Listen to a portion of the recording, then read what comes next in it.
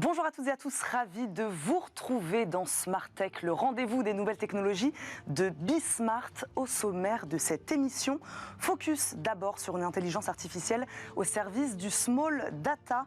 Depuis sa création, le big data fascine, mais il a laissé dans l'ombre les petits jeux de données et donc le potentiel des small data produites au quotidien dans les services des entreprises reste souvent inexploité. 80% des données collectées ne seraient pas traitées. C'est pourquoi la start-up My Data Models est née. Elle a développé une plateforme qui fonctionne à l'aide des outils de l'intelligence artificielle donc et du machine learning. Également dans cette émission, comme tous les jeudis, c'est le débrief de l'actu tech. Deux experts vont nous aider à la décrypter. On fera le point, notamment, vous n'avez pas pu passer à côté sur les licenciements massifs chez les géants américains du web. Après Twitter, c'est à la maison mère de Facebook d'annoncer le départ de plusieurs milliers de salariés dans un contexte de repli pour l'industrie technologique. On en parle tout à l'heure. Et puis aujourd'hui, le rendez-vous. L'addictologue Alexis Péchard sera notre invité. L'addiction aux écrans commence enfin à être perçue comme une menace pour la santé mentale. Ce spécialiste intervient dans les entreprises pour prévenir, mais aussi guérir ces nouveaux accros aux écrans. Il publie d'ailleurs une étude dont les résultats révèlent une situation très inquiétante sur les usages et mésusages que font les Français de tous leurs outils numériques. J'ai tout dit, on commence donc comme promis par l'interview du jour.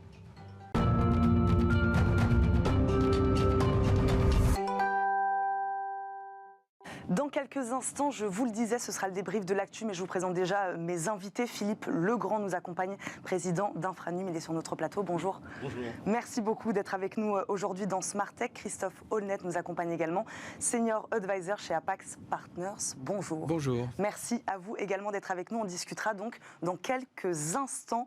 Notre invité de l'interview du jour, je vous le disais, c'est Hugues Lemaire, associé chez My Data Models. Bonjour. Bonjour Eva. Bienvenue sur notre plateau. Je le disais en préambule de cette émission, quand l'intelligence artificielle se met au service du small data, ces petites données qui sont suffisamment petites pour la compréhension humaine, c'est la société My Data Models justement qui a mis au point cette solution, une plateforme capable de fournir une analyse précise de cette donnée et qui permet aux entreprises de comprendre, prédire et prendre des décisions stratégiques. Hugues Lemaire, ma première question, un mot d'abord j'aimerais, donc sur ce potentiel du small data alors que le big data a plutôt tendance à faire parler de lui. Comment vous expliquez qu'il demeure encore inexploité aujourd'hui dans les organisations, dans les entreprises ? Vous avez tout dit dans votre introduction, en tous les cas beaucoup. Ce qu'il faut préciser, c'est que le small data, ce sont 85% de nos données. Sur le big data, je crois qu'on peut tous constater en Europe que le pari a été largement gagné par les Américains. Mais ce que je veux dire en introduction, immédiatement s'agissant de My Data Models, c'est que c'est une forme, comme tant d'autres entreprises, d'excellence française sur le small data, où là, le pari est encore gagnable en France et en Europe. Vous avez des concurrents sur ce segment ? On n'en a pas encore, c'est un marché qui est tout nouveau, celui de la small data, de la smart data, on pourrait dire. Et à ce stade, My Data Models est la société au monde, et c'est une prouesse mondiale que l'on réalise, la plus avancée sur ce domaine. Expliquez-nous, pour ceux qui nous regardent, ce que sont exactement ces petites données. Est-ce que vous pouvez nous donner des exemples concrets et d'où elles sont tirées ? Alors, je ne veux surtout pas être la énième société qui vient parler d'intelligence artificielle. On va essayer d'en parler un peu autrement. Sans égrener une liste à l'après-vert, on fait trois choses chez My Data Models avec cette IA. On conçoit, on possède l'IP et on commercialise un moteur de génération d'intelligence artificielle avec trois caractéristiques qui sont essentielles et qui rendent notre produit et My Data Models unique. Première caractéristique, My Data Models fait une IA opérationnelle. Tout le monde sait autour de cette table, et ceux qui nous écoutent et nous regardent, qu'il faut utiliser de l'IA. On n'a pas tellement le choix. En revanche, les études sont cruelles. 85% des chefs d'entreprise ne sont pas à l'aise avec ces projets d'IA. Ça coûte beaucoup d'argent et on n'est pas toujours sûr du résultat. La première caractéristique de My Data Models, c'est qu'on fait des petits modèles opérationnels. My Data Models, c'est à l'IA ce que WordPress, pour ne pas citer de marque, est à la création de sites internet. Il y a 10 ans, pour créer un site internet, il fallait des équipes de développement, il fallait beaucoup d'argent. On dépensait 50 000 francs pour créer le site. Puis si on voulait déplacer une fenêtre de quelques centimètres sur le site, il fallait refaire appel à la société et ça prenait beaucoup de temps. Mais alors qu'est-ce que c'est que évidemment les équipes marketing. Mais qu'est-ce que c'est que cette petite donnée qui permet donc ensuite aux dirigeants dirigeants d'entreprise de prendre des décisions stratégiques. On va la chercher où? Qu'est-ce que c'est que cette donnée? Ce ne sont pas forcément les chefs d'entreprise, ce sont surtout les équipes opérationnelles. Vous êtes responsable RH d'une société et vous voudriez être capable de prédire le taux de départ et surtout la raison du départ de vos salariés. Ça va être très intéressant de pouvoir prévoir ça. Vous voyez qu'on parle de données, pourquoi dit-on small? Parce qu'il y en a beaucoup moins que sur la big data. Et deuxième caractéristique, peut-être la plus importante, c'est qu'elle est ultra sensible, cette donnée. Vos données de santé, vos données de carte bancaire, les données sur vos salariés, les données sur vos clients, vous n'avez pas du tout envie qu'elles soient manipulées par d'autres. Donc, de façon très opérationnelle, je prends un autre exemple, un responsable commercial qui veut mesurer le taux de satisfaction de ses clients et surtout, qu'est-ce qu'il doit faire pour augmenter ce taux de satisfaction? C'est pas toujours dépenser plus d'argent. Et en cela, on a une démarche, pardonnez-moi ce terme, héroïste, quand je parle de small data et d'intelligence artificielle opérationnelle. Ça veut dire que vous dépensez un peu d'argent avec MyDataModels, beaucoup moins qu'avec d'autres sociétés ou des gros projets d'IA. Et par contre, vous savez combien vous en récupérez de l'autre côté. Le prix qu'a gagné Euronaval, au salon Euronaval, le prix qu'a gagné MyDataModels, on n'a pas gagné un prix parce qu'on avait la meilleure IA, on a gagné un prix de la meilleure IA opérationnelle. Parce que vous avez besoin que votre IA, elle fonctionne avec les équipes métiers, je le répète, pas les équipes informatiques. Vous nous avez donné quelques exemples concrets. Est-ce qu'il y a des secteurs aujourd'hui qui sont plus impactés par la small data?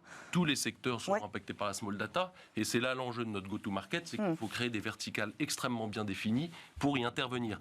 Si vous me permettez, deux autres caractéristiques rapidement. L'autre caractéristique de notre intelligence artificielle, c'est sa frugalité. Et là, je ne peux pas ne pas en parler, c'est essentiel.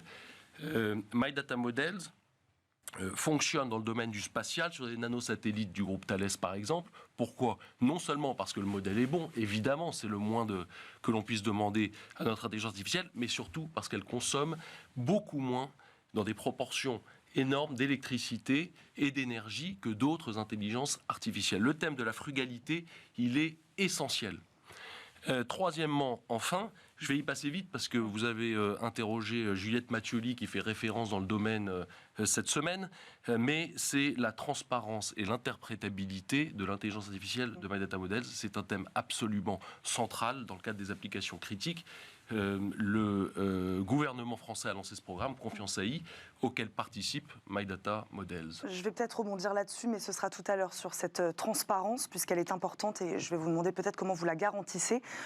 Pour ceux qui nous écoutent, expliquez-nous comment, de quelle manière votre plateforme s'appuie aujourd'hui sur l'intelligence artificielle, sur le machine learning aussi, je le disais. À quoi elle ressemble, cette plateforme? Vous disiez qu'elle était facile à prendre en main par les équipes opérationnelles des entreprises. Voilà, pour ceux qui nous regardent, à quoi elle ressemble?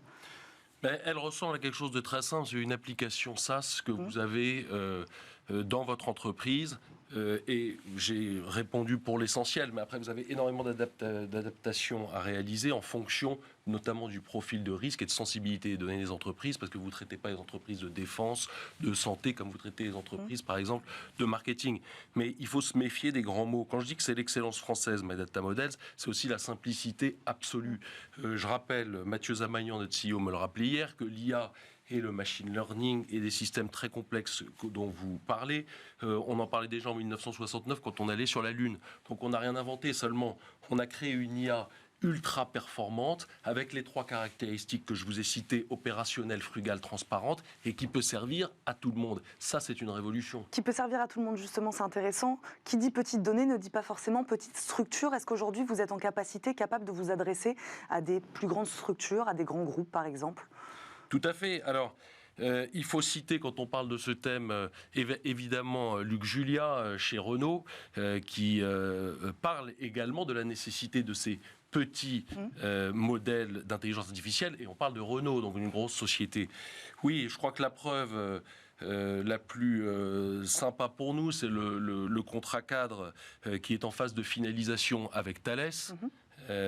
Qui prouve deux choses, qui prouve la capacité de grands groupes français comme Thales à accompagner des sociétés de la taille de MyDataModels, qui sont petites mais pas non plus ridicules en taille, et qui prouve deuxièmement la pertinence de notre technologie et de notre IA. Et quand je parle d'excellence à nouveau, ce sont 20 chercheurs à Sophia Antipolis qui ne font que de la recherche pour l'amélioration de notre produit. On était une deep tech, on n'est plus une deep tech depuis un an, on est une société commerciale. Il y a des efforts de recherche et de développement considérables qui sont encore faits au quotidien, et ça, je veux leur rendre hommage. Parce que moi, je les accompagne depuis un an, j'ai beaucoup de chance. Donc, mon degré de connaissance de l'IA est peut-être passé de 0% à 0,5%. C'est déjà une marche énorme que j'ai franchie, mais je veux vraiment leur rendre hommage. C'est un travail remarquable qu'ils font. En quoi consiste exactement votre collaboration avec le groupe Thales? Quels sont leurs besoins à eux sur ce sujet-là? Mais c'est des besoins sur des projets collaboratifs sur lesquels on travaille avec le groupe depuis plusieurs années. My Data Models travaille déjà avec les 7 business units du groupe, ce qui est, je crois, une situation unique en son genre. Et donc l'imminence de la signature de ce projet s'inscrit dans une continuité avec le groupe de développer encore plus cette intelligence artificielle dans la small et smart data. Je crois que votre intelligence artificielle aussi, votre expertise, elle peut répondre à des enjeux liés au spatial aussi, il me semble. Mais très au-dessus du ciel avec le spatial, très en dessous de la mer, puisque nous avons développé un projet qui s'appelle Blue Guard, en partenariat toujours avec Thales, pour tester la protection de ports s'agissant de la menace sous-marine. Et nous travaillons en étroite collaboration avec Thales sur les capteurs Thales et l'intelligence artificielle petite, frugale, opérationnelle de My Data Models. C'est un très beau partenariat. Et on va terminer sur ce très beau partenariat. Merci Hugues Lemaire d'avoir répondu à nos questions aujourd'hui dans Smart Tech. Je rappelle, vous êtes associé chez My Data Models. Merci de nous avoir présenté votre solution. Tout de suite, comme promis, on passe au débrief de l'ActuTech.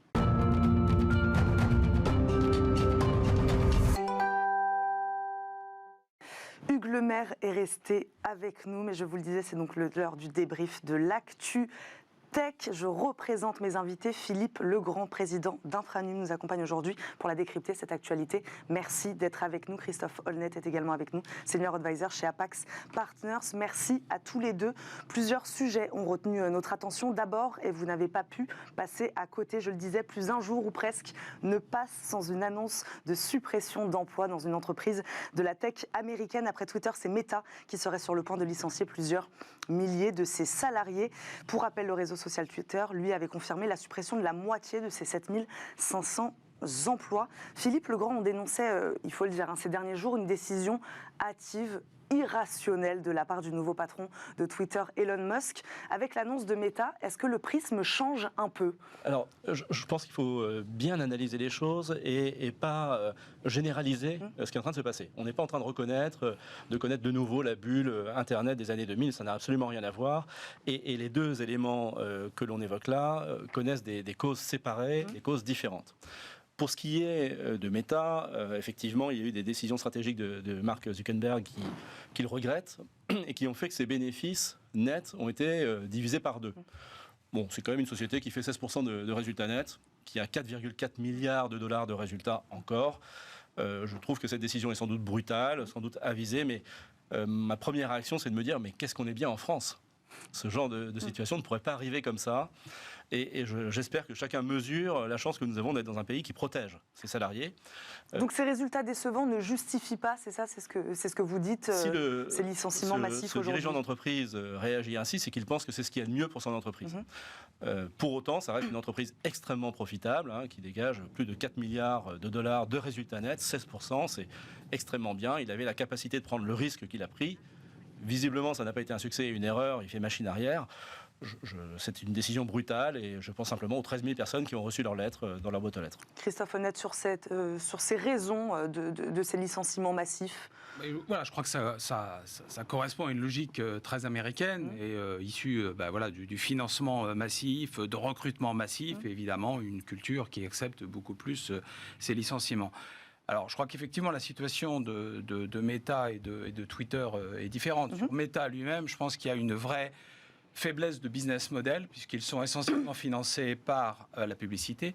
Ils n'ont pas une relation directe avec le client de souscription, donc ils sont un petit peu coincés, parce qu'ils dépendent aussi des autres plateformes. iOS, Android. Il faut voir que, par exemple, la décision d'Apple de demander aux utilisateurs s'ils acceptent d'être suivis dans les applications, et notamment ça s'est appliqué à Facebook, fait que la plupart des gens ont répondu par la négative, et la capacité pour les outils Facebook de cibler les utilisateurs, elle a été beaucoup altérée.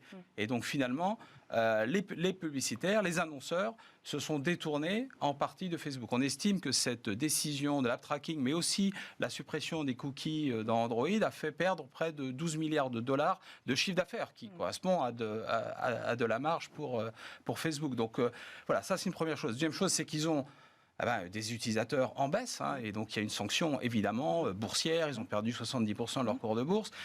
Les ados font leurs premières expériences de réseau social sur TikTok maintenant, les gens migrent, donc voilà. Et au même moment, Zuckerberg annonce qu'il investit 10 milliards, près d'1 milliard de dollars par mois sur le métaverse qui apparaît encore un petit peu incertain dans son arrivée, sa monétisation. La sanction ne s'est pas fait attendre, et voilà, il est obligé de répondre. Mais je pense que pour Facebook, qui est encore profitable, comme vous le soulignez, c'est plus un message envoyé au marché pour dire voilà, voilà, et c'est comme ça que ça se passe aux États-Unis. Sur Twitter, c'est évidemment différent. Puisque là, il s'agit plus d'une société qui est structurellement déficitaire, dont un actionnaire a pris, a racheté pour 44 milliards de dollars en l'endettant de 12 milliards. Donc il faut qu'elle génère du cash pour pouvoir rembourser la dette. Et là, voilà, il y a un choix, et on peut en discuter éventuellement des choix qu'a fait Elon Musk par rapport à ça. Philippe Legrand, justement, sur ces peut-être mauvaises décisions, à un moment qu'il s'agisse de Twitter ou de Meta, l'investissement dans le métavers, c'est vrai que cette question aussi, elle est intéressante. C'est des milliards et des milliards de dollars qui sont dépensés tous les mois. Sur un marché prometteur. Après, c'est effectivement le pari d'un patron. Je crois que l'analyse était très bonne aussi sur la contextualisation par rapport à la baisse de profitabilité intrinsèque de Facebook, qui reste malgré tout une belle entreprise. Pour Twitter, c'est un peu plus cocasse. C'est-à-dire que déjà la rumeur, c'était de savoir est-ce que Elon Musk voulait vraiment de Twitter. Ça a été cette première. Et après, on a l'impression d'un dirigeant d'entreprise, à l'inverse de Zuckerberg, qui a plus une vision, d'un dirigeant d'entreprise qui se dit mais je vais en faire quoi de ce truc? Je fais comment pour monétiser? Alors, on va inventer le compte certifié à $8. Alors, c'était pas de $8, c'était $24, je crois, au début. Maintenant, c'est passé à $8 par échange Twitter, d'ailleurs. C'est très cocasse. Et cette personne, ça serait cocasse si ça ne mettait pas en jeu aussi tous les salariés qui ont été licenciés. Et d'ailleurs, le clin d'œil de Jean-Noël Barrot, notre ministre des Télécoms, était très bon en disant à tous ces salariés qui ont été licenciés, mais venez en France, on a besoin de vous, on a besoin de talent, on en a beaucoup et vous vous épanouirez chez nous. Alors, sur Elon Musk, il y a aussi cette grave attitude qui est la sienne, qui consiste à dire on va arrêter la modération. Twitter, c'est quand même le lieu de déversement de toutes les haines qui pourraient se retrouver amplifiées si en plus le peu de modération qui existe pouvait être supprimé. Moi je trouve que c'est totalement irresponsable et je condamne complètement l'attitude de ce dirigeant, pour moi inconséquent en la matière. Vous savez quoi, Philippe Legrand, on va continuer à en parler justement de ce modèle Twitter, c'est notre deuxième actu du jour. S'il y en a bien un qui tente justement de surfer sur les débords du groupe, c'est Mastodon, un réseau social créé en 2016 et qui a enregistré ces derniers jours donc un afflux d'utilisateurs qui souhaitent quitter Twitter depuis qu'Elon Musk en a pris le contrôle. Je vous redonne la parole, comme ça vous continuez un peu sur votre propos. Voilà, il y a le renvoi de milliers de salariés, il y a cette annonce de dire qu'on va rendre le réseau social payant. Voilà, qu'est-ce qui fait selon vous qu'aujourd'hui il y ait des centaines et des centaines d'utilisateurs qui se disent bon moi je m'en vais? Le principe. Je pense que les gens qui quittent Twitter aujourd'hui pour Mastodon, c'est par principe. La fin de la modération. Et je vais prendre cette anecdote assez drôle d'ailleurs, où ce tweetos français a fait un ratio sur Elon Musk, où il l'a un peu ridiculisé en disant qu'il avait plus de popularité que lui. Et il réagissait à un tweet d'ailleurs assez... autopromotionnel d'Elon Musk, et c'était assez drôle, et ça illustre bien la désaffection qu'il y a sur le projet Twitter. On ne peut pas faire que du business avec des théories sur des revenus, mais il y a aussi quand même une cote de notoriété qui souffre aujourd'hui, une cote de popularité de Twitter qui est en berne. La raison de la désaffection vers Mastodon, c'est la fin de la modération, c'est le début de la certification payante, et c'est la stratégie que que beaucoup déplorent d'Elon Musk. Christophe Holnett, est-ce que vous êtes d'accord avec ce constat et est-ce que cette baisse en effet de popularité à l'instant T, elle peut s'inscrire dans le temps selon vous? Sur Mastodon, je serais plus mesuré parce que si vous voulez, je me souviens de la migration annoncée de WhatsApp vers Signal. On est très nombreux à avoir installé Signal et puis au bout d'un moment, on était un peu tout seul et puis on a continué à recevoir des WhatsApp, donc on est revenu sur WhatsApp. C'est ça le risque, c'est-à-dire qu'on peut se retrouver seul sur Mastodon finalement. Oui, non, mais il faut aussi regarder les ordres de grandeur. Hein. C'est de 1 à 1000 entre le nombre d'utilisateurs entre Twitter et Mastodon. Et en fait, je comprends qu'il y ait effectivement... Est-ce que ça va être un épiphénomène, un mouvement massif? On est sur des ordres de grandeur très importants et qui font que quand vous avez aujourd'hui, Twitter, c'est la référence et en termes d'information mondiale pour les médias, les politiques, etc. D'où effectivement le risque énorme qu'il y a, si on arrête la modération, d'en faire une agora avec de la haine en ligne et des insultes permanentes. Mais la réalité, c'est que Mastodon n'offre pas forcément plus de garanties, puisque dans la façon... Alors évidemment, c'est un côté un peu utopique d'une agora décentralisée, mais où chaque manager de serveur gère lui-même sa propre modération. Donc on peut tout à fait imaginer un îlot de serveurs tenu par des suprémacistes, un autre par des racialistes, que sais-je, et on peut très bien aussi avoir une fragmentation et autant de haine déversée. Je pourrais ajouter aussi les problématiques de sécurité, parce que Mastodon, l'administrateur peut avoir accès à vos messages. Donc il y a un certain nombre de questions de fond sur le produit. Mais l'autre,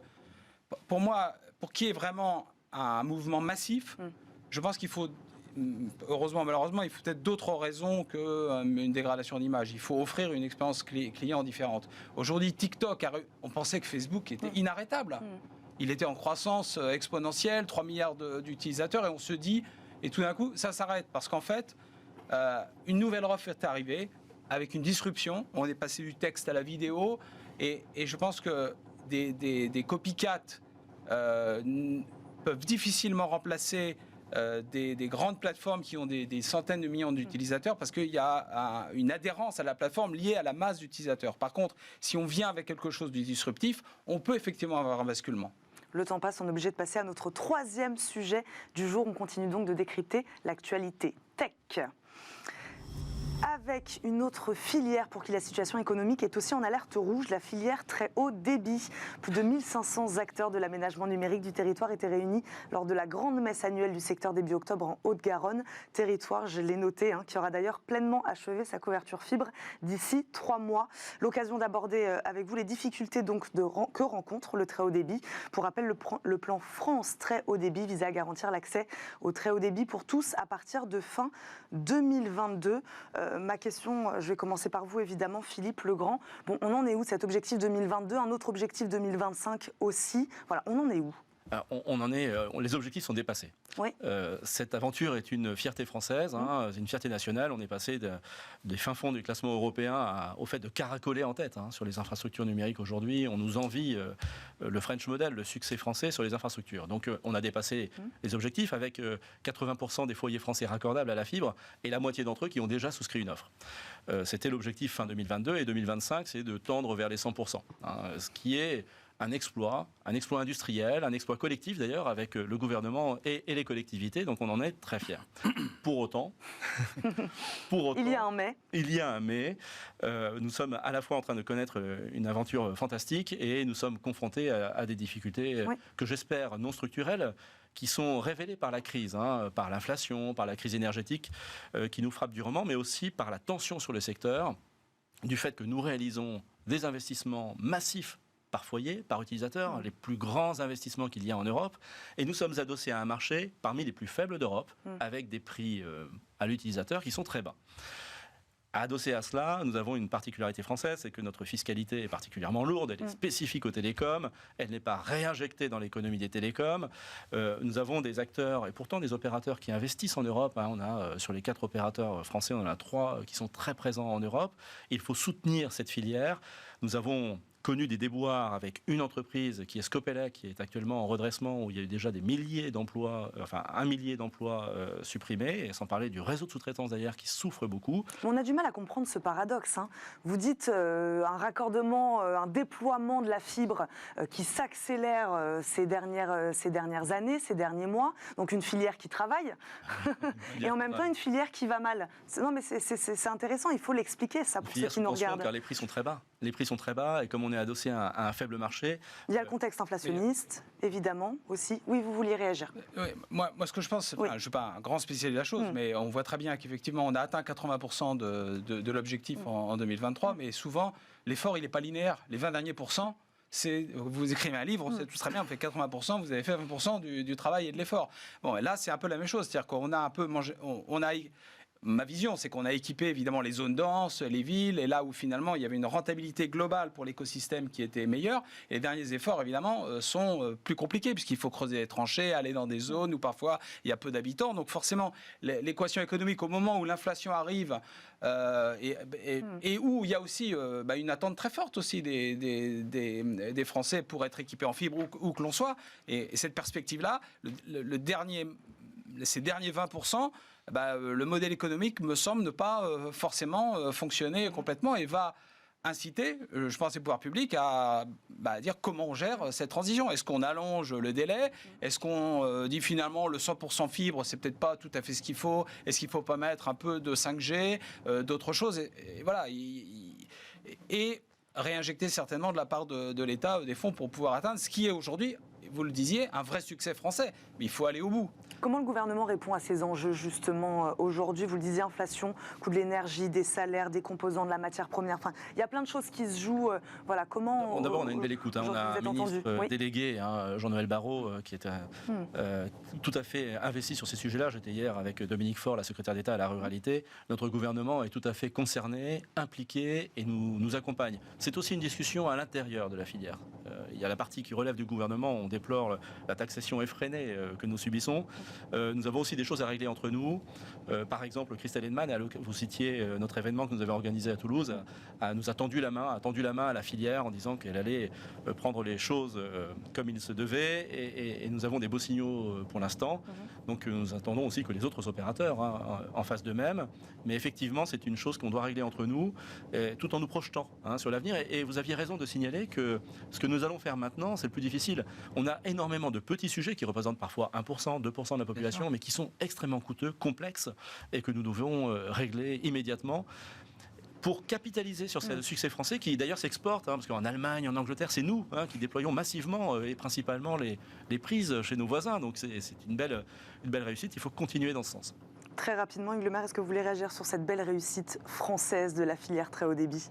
Non, j'ai écouté avec beaucoup d'attention et je trouve formidable ce que fait cette filière avec les problématiques que vous avez très bien expliquées. On va terminer avec notre dernier sujet. On termine ce débat, comme promis, avec l'annonce d'OVH Cloud, qui va investir 1 milliard d'euros d'ici à 2025 sur une plateforme de cloud public open source. Le géant du cloud veut faire émerger des alternatives européennes aux Américains Amazon Web Services, Azure pour Microsoft et Google Cloud. Christophe Holnet, est-ce que c'est trop ambitieux de vouloir créer une alternative pérenne aujourd'hui aux géants américains sur ce segment? Alors, on parle beaucoup de souveraineté depuis et finalement, on a eu beaucoup de nuances, 50 nuances de souveraineté, si je puis dire, entre le cloud pur français, les offres un peu hybrides avec Google, avec Microsoft. Je pense que... Là, on est souveraineté européenne, évidemment. Et elle doit être européenne, vous avez raison, de le souligner. Mais moi, ce que je pense, c'est que plutôt que de parler de souveraineté... La réalité, c'est que la souveraineté absolue n'existe pas.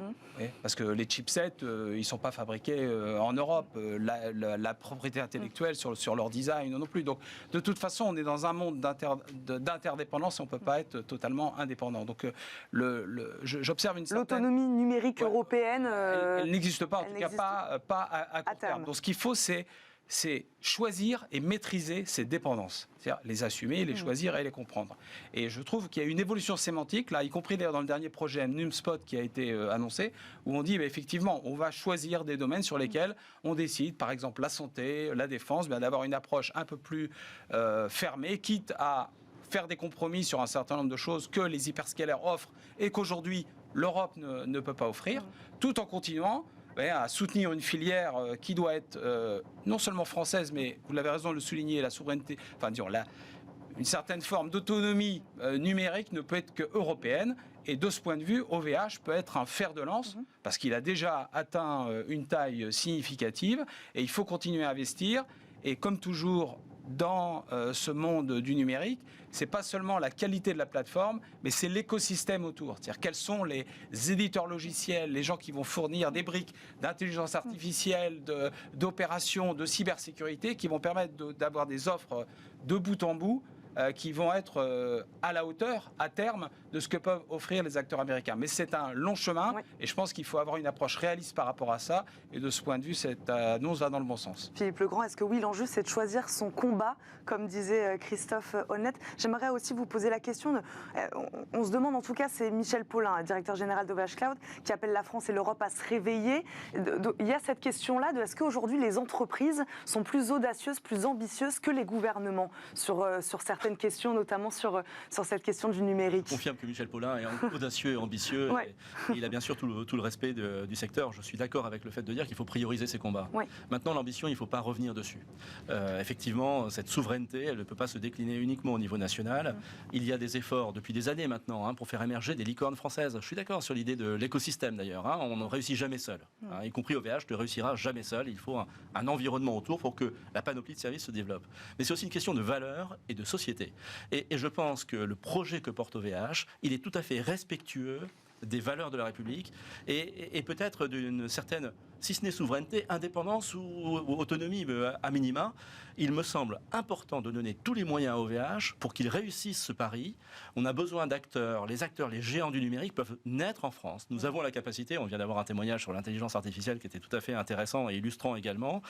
Je veux vous dire que OVH a tout le soutien de la filière et qu'il faut encourager cette dynamique. Il faut aller jusqu'au bout de l'ambition.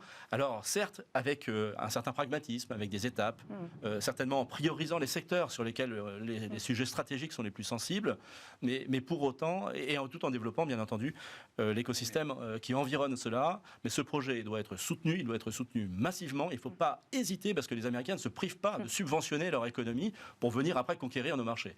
Donc aidons OVH. Très rapidement sur ce décalage entre aujourd'hui les entreprises et les gouvernements. Il ne faut pas oublier la logique économique. Ne refaisons pas un plan calcul, quant, ou même d'autres catastrophes qui ont coûté beaucoup d'argent à l'État. Je pense qu'effectivement, on peut subventionner. Vous avez raison. On est dans une guerre économique.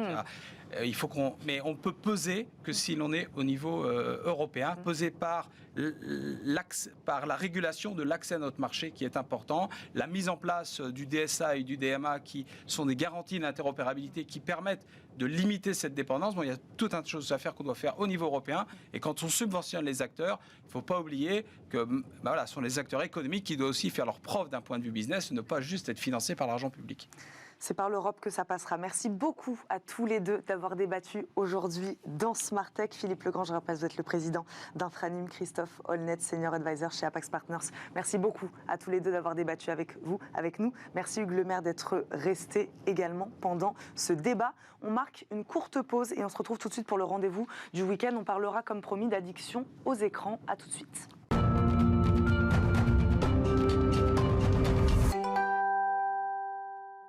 De retour dans Smart Tech, comme promis, le rendez-vous du week-end est consacré à l'addiction aux écrans, un phénomène de société perçu depuis peu comme une réelle menace pour la santé mentale. Le cabinet GAE Conseil dévoile dans Smart Tech aujourd'hui les résultats d'un sondage exclusif avec Odoxa et rapporte une situation inquiétante concernant les usages que font les Français de leurs écrans. On en parle avec Alexis Péchard, addictologue et fondateur du GAE Conseil du cabinet. Bonjour. Bonjour. Bienvenue dans Smart Tech, Alexis Péchard. Merci beaucoup de nous accompagner aujourd'hui. Je le disais, depuis peu, globalement, depuis quand on considère l'addiction aux écrans comme une réelle addiction, peut-être au même titre qu'une addiction aux psychoactifs, par exemple?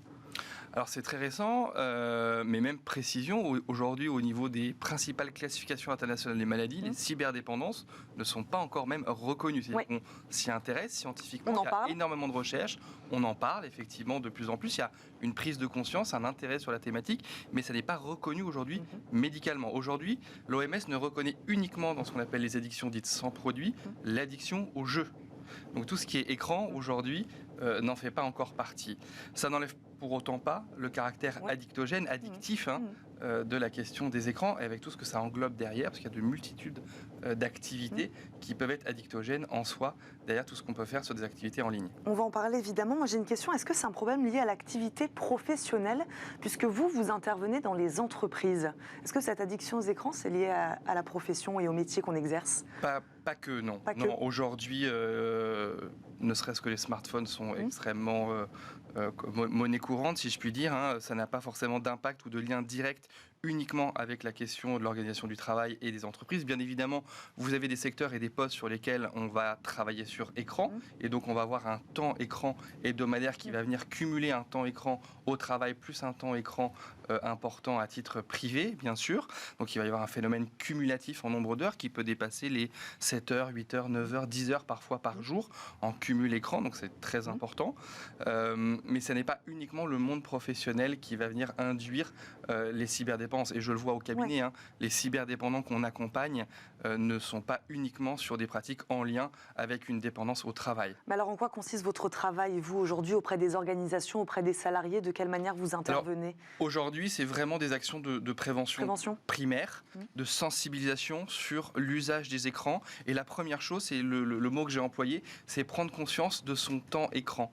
Pourquoi? Parce qu'on a souvent tendance à minimiser par méconnaissance et par non-conscience, parce que l'un des premiers phénomènes que l'on a avec les écrans, c'est la notion de perte de contrôle et de perte de temps passé, donc on n'en a pas conscience. Donc c'est d'auto-observer ce temps écran, le temps écran au travail, le temps écran hors travail, et ce, quelles que soient les activités.